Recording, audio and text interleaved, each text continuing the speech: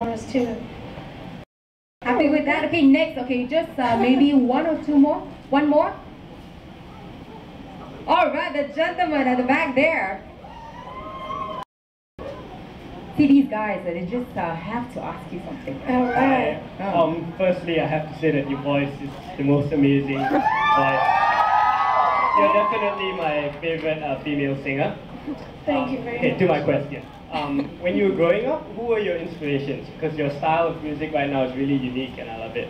Thank you. I've grown up with a lot of different stuff. Beatles being really my main ordeal. All growing up, you know, so rock and roll, a lot of Stones, a lot of funk, you know, Sly and the Family Stone, and also a lot of, I also grew up with like Kelly Clarkson and Christina Aguilera and all these powerhouse voices that have really, you know, probably added to what I do. So we all remember you from American Idol. What are you busy with these days? Well, I'm busy in Malaysia, that's for sure. Keeping extra busy.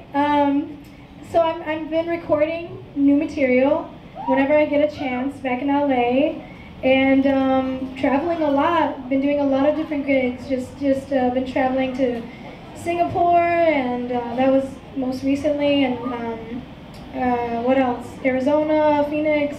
Just amazing gigs out there. So I'm very blessed. So your Malaysian fans, okay, not everyone got to ask you a question. Do you have any message that you'd like to tell all of your Malaysian fans?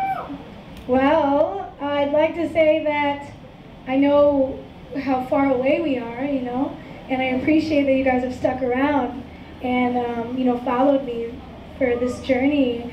And I'm going to continue to put out music and work my tail off for you guys. So hopefully I'll be back with another concert. See, don't you like her, love her even more right now? Okay, enough of talking. Can we have more music from you? Let's rock out, yeah? Thank you.